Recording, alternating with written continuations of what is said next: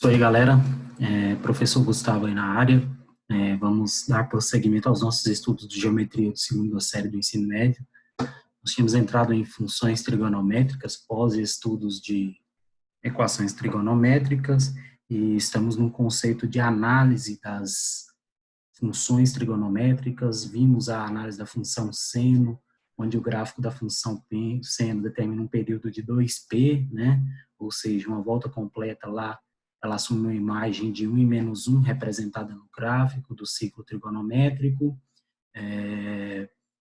Tem um domínio para todos os números reais, né? Porque o sistema ondular que o gráfico da função seno assume naquele período de 0 a 2π, né, representa condições de que se você continua aumentando os valores em radianos lá, você vai assumir qualquer valor real possível, porém a imagem vai ficar naquele intervalo de 1 e menos 1, né, que é baseado naquela relação lá dentro do ciclo trigonométrico que a gente via o raio da circunferência, beleza? E, então, na aula anterior nós vimos a função seno e suas relações, aprendemos a encontrar um conjunto de solução de analítico para aquela função seno, e agora nós iremos dar continuidade na função trigonométrica vendo a função cosseno, porque nós teremos a função seno, a função cosseno e a função tangente. Todas são funções dentro do ciclo trigonométrico, que é o que a gente vai ver a princípio, né, com seus arcos específicos, com suas relações de função específica, ok? Então, para hoje, na função cosseno, o que nós vamos analisar? A função cosseno, ela é uma função trigonométrica, né, angular. A gente toma como relação para análise o próprio ciclo trigonométrico. A função cosseno, ela traz a relação do número real x desconhecido com um ponto no ciclo trigonométrico P qualquer, certo? A gente faz a associação entre o valor x qualquer para o eixo que a gente vai analisar, no caso o eixo cosseno, e o ponto traçado ali, demarcado sobre um arco qualquer, numa região arco qualquer do ciclo trigonométrico. Se a gente fizer uma relação entre esse número real, baseado no eixo seno, ou cosseno, nesse caso cosseno que a gente está analisando, e o ponto do ciclo trigonométrico, nós chegamos a uma relação de função, ou seja, a função entre o número real e o ponto do ciclo trigonométrico, que denota delimita, né, traz para a gente aquela relação de função lá do primeiro ano do ensino médio, né, f de x igual a equação qualquer, então y, o f de x é igual a x, está em função de x, né, e assim sucessivamente. Então, traz essa mesma relação. E se a gente toma como relação essa associação de um ponto qualquer a um valor qualquer na função trigonométrica, seja no seno ou no cosseno, a gente pode falar que isso é uma função por causa dessa relação de um ponto está associado do ciclo trigonométrico a um valor x qualquer ali no eixo, no caso cosseno, né? Então, por isso que a gente chama de função trigonométrica as relações de seno de x e cosseno de x, beleza? E o que é a função cosseno? Cosseno também é uma função periódica, né? E tem um período de 2π. O período dela é de 2π, por quê? Porque é a volta completa no ciclo trigonométrico. E ela é periódica por quê? Porque ela assume períodos de valores denotados positivos e valores negativos. Então, se a gente pegar uma função, por exemplo, f de x igual a cosseno de x, eu posso falar que isso é uma função cosseno, uma função cosseno trigonométrica, né? E no ciclo trigonométrico, a gente pegar o sinal da função cosseno, a gente vai seguir aquela mesma relação dos quadrantes, né? Cosseno ele vai ser positivo quando x for pertencente ao primeiro quadrante. Por que no primeiro quadrante? Porque é lá no primeiro quadrante que você pega os pontos na circunferência e relaciona no eixo x, o eixo dos cossenos, e nessa região, os valores que se assumem são positivos. No segundo quadrante, se a gente faz a mesma relação, ele será negativo. No terceiro quadrante, se faz a mesma relação, pega ponto no ciclo trigonométrico, liga no eixo seno, ele será negativo. No quarto quadrante, se a gente faz a mesma relação, positivo. Então, a gente tem os períodos de positivo, negativo, positivo, negativo, positivo, negativo, né? Então, a gente já tem uma noção do que é a função cosseno, da perspectiva de onde ela vai ser positiva e onde ela vai ser negativa, né? Então, melhor dizendo, o seu sinal.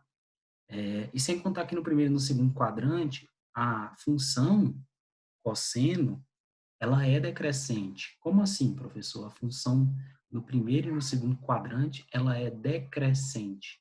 E no terceiro e no quarto quadrante, ela vai ser crescente. Porque no primeiro e no segundo quadrante, pensando, toma como relação de análise o ciclo trigonométrico em seu sentido, né? A gente parte no sentido onde horário de zero, volta completa até 2π. Então, quanto maior o valor em radianos assumido, menor vai ser o valor x cosseno encontrado. Por exemplo, se você parte aqui do π sobre 2 e vai para o π e analisa o valor de cosseno, o π sobre 2 vai ter um valor de cosseno maior que o de π. Então, por isso que ela assume essa perspectiva. E quando você passa do terceiro quadrante até o quarto quadrante, de π, que é 180, até 270, até 2π, que é 360, ele começa a crescer novamente os valores de cosseno, certo? O que a função cosseno traz para a gente? Domínio contra domínio e imagem. Como assim? Como a gente analisou, delimitou domínio contra domínio e imagem para a função seno, na função cosseno também é possível determinar o domínio contra domínio da função. E o domínio e o contradomínio da função cosseno também serão os números reais. Por que serão os números reais? Pensa comigo no domínio. O domínio da função cosseno são os valores possíveis assumidos no eixo x, se eu fosse representar no plano cartesiano. Então, quanto mais valor eu agregar para x, mais eu vou ter domínio e automaticamente contradomínio. Então, se o meu eixo x for construído com valores em radianos, 0 até 2π, 0, π sobre 2, π, 2π. Se eu continuar aumentando 3π, 5π, o meu domínio tende a aumentar. Ou seja, ela está definida, então, que o domínio da função cosseno é igual a todos os valores reais. Já a imagem da minha função tem um intervalo, porque independente, pensa no ciclo trigonométrico, independente da quantidade de voltas que eu der no ciclo trigonométrico e parar em qualquer lugar, a medida em radianos que eu parar naquele momento, delimitada naquele ponto que eu parei, se eu relacionar ela no eixo cosseno e tentar descobrir o cosseno daquela medida através da congruência, lá da simetria, com os ângulos notáveis no primeiro quadrante, eu vou ter que ver, esse ponto aqui é igual a tal medida em radianos lá no primeiro quadrante. Então, ambos têm o cosseno igual. A diferença é que esse cara aqui, o cosseno dele vai ser negativo. Vocês vão ver que todo e qualquer valor vai respeitar um intervalo. Que intervalo é esse? É o intervalo que vai de -1 a 1, de 0 a 1 para o raio e de 0 a -1 para a congruência do raio, né? Ou seja, o raio de 0 a -1, que é a parte negativa do ciclo trigonométrico e do eixo cosseno. Então, você pode falar que a imagem do seu cosseno de x vai ser o quê? Maior ou igual a -1 e menor ou igual a 1, né? É uma relação direta lá com o ciclo trigonométrico. E em relação a essa simetria, que a gente usa como noção para determinar a imagem da função cosseno, a função cosseno ela é uma função par. Por que eu posso determinar que ela vai ser sempre uma função par? Porque se eu pegar o cosseno de menos x, ou seja, o cosseno de menos 120 vai ser igual ao cosseno de 120. Então, o cosseno de menos x é igual ao cosseno de x, não é? Então, se o cosseno de menos x é igual ao cosseno de x, como assim?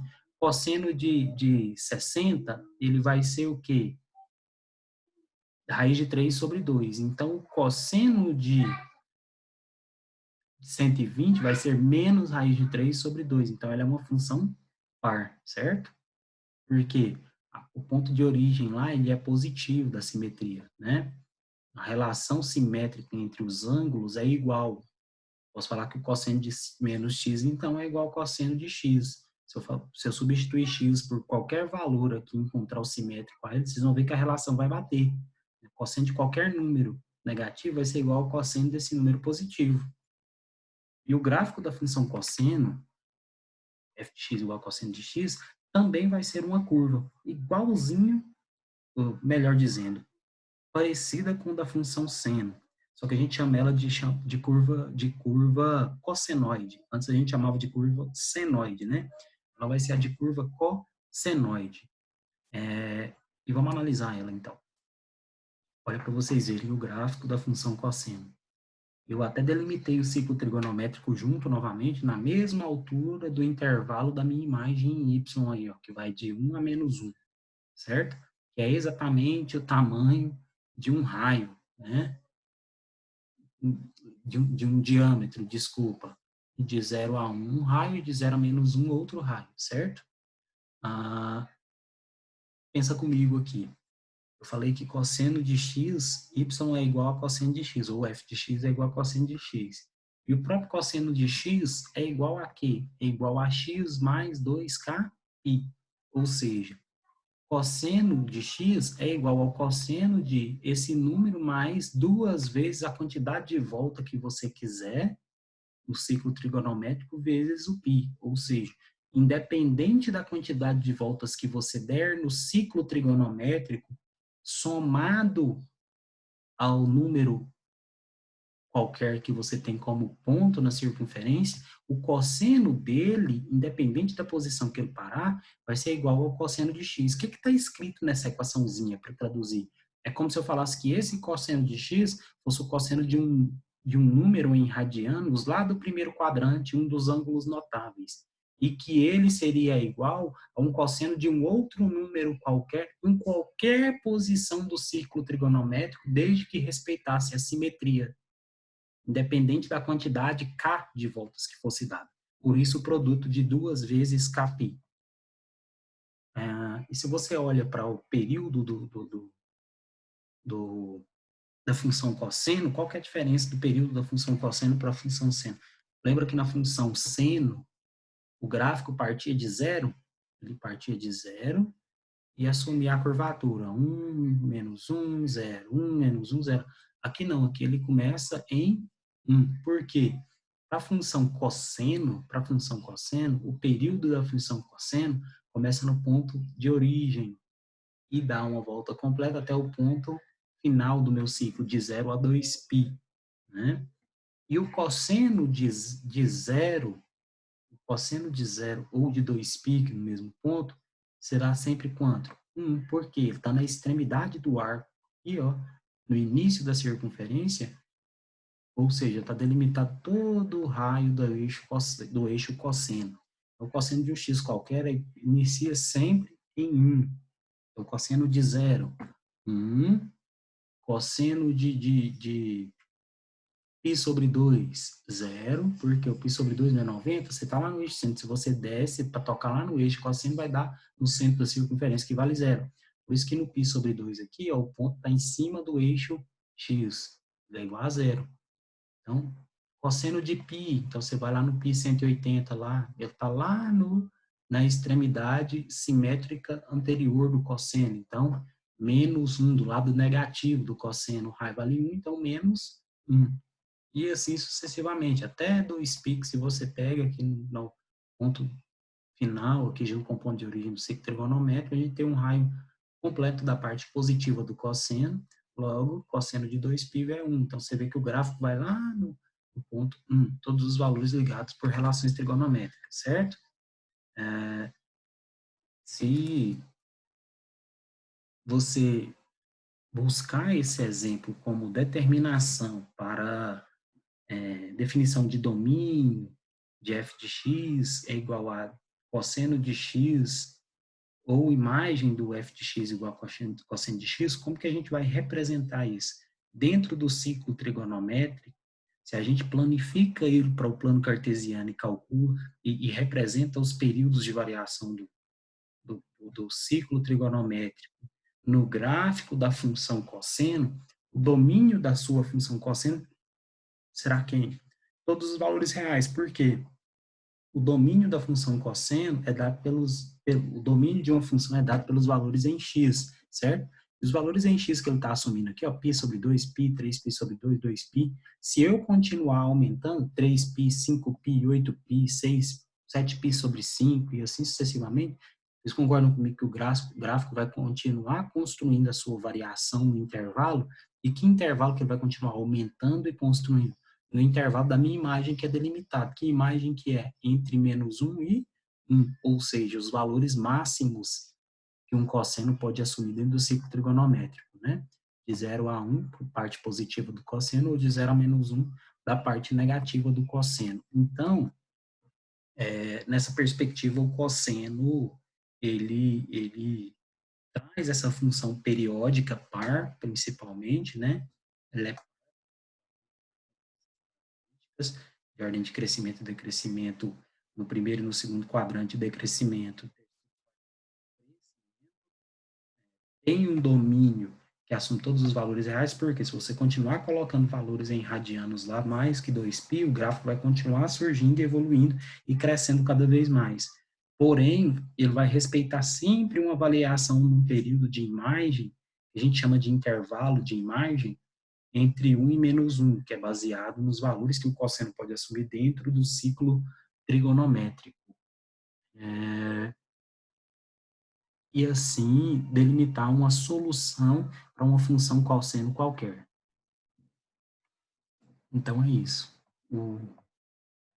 Dada uma função cosseno de x qualquer, essa função assume um gráfico de uma variação de intervalo de 0 a 2π, ou seja, a cada zero, de 0 a 2π, esse gráfico vai se repetir. Então, a gente pega de 0 a 2π, essa parte côncava do gráfico aqui, ó, no próximo intervalo de 2π até o dobro 4π, que seria a mesma coisa que 0 a 2π, você teria novamente esse mesmo formato de gráfico côncavo de 0 a 2π. Então, por isso, essa condição do domínio da função ser todos os números reais e a imagem está sempre dentro do intervalo de 0 a 1 ou de 0 a -1. E outra coisa é que, como esse intervalo sempre se repete de 0 a 2π, ou seja, de 0 a 2π você sempre tem o mesmo formato de gráfico, esse intervalo a gente sempre chama ele de cossenoide, né? Então, se você pega aqui, ó, um gráfico completo, ele saiu de -6π até 0 e de 0 até 6π. Vocês podem ver que a cada intervalo de 0 a 2π, a repetição do formato ou do intervalo do gráfico é igual. Essa repetição a gente chama de cossenoide, por isso que ela é esse formato de onda aí. Você pega lá do 0 até o -2π, você tem essa semi-parábola aí, côncava aí, essa parte do gráfico, né? Se você pega de 0 a 2π, você tem ela novamente. Se você pega ela de 2π a 4π, ela surge novamente completa, essa concavidade. Então, por isso, o termo cossenoide, beleza? Para construir o gráfico disso aqui, o que tem que ser feito? Você vai pegar apenas os pontos em que a função é nula, máxima e mínima. Como assim, professor? Você vai pegar os pontos, ou seja, valores em radianos, que representam as medidas em graus, em que o cosseno deles vale 0, em que o cosseno deles vale 1, em que o cosseno deles vale -1. Colocou no gráfico, você montou a função cosseno. Por exemplo, cosseno de 0 vale 1. Cosseno de π sobre 2 vale 0. Cosseno de π vale 180. Então, dentro desse intervalo de variação, você assumiu valores nulo, 0, máximo, 1 e mínimo, -1.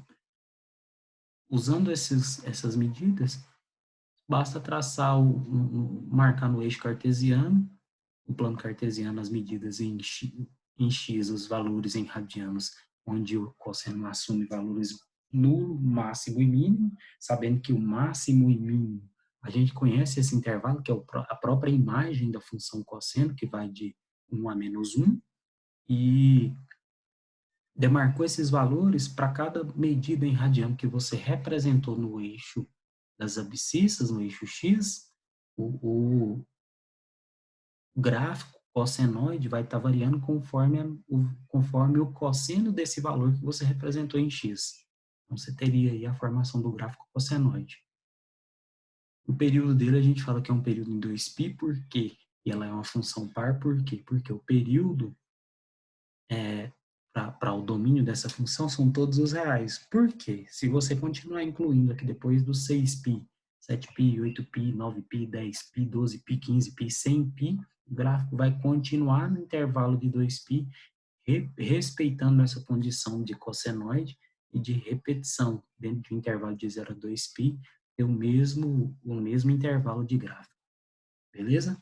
Então é isso. Qualquer dúvida, estou à disposição de vocês. Chama no Zap, um abraço, a gente segue nas próximas aulas evoluindo com o conteúdo. Até mais.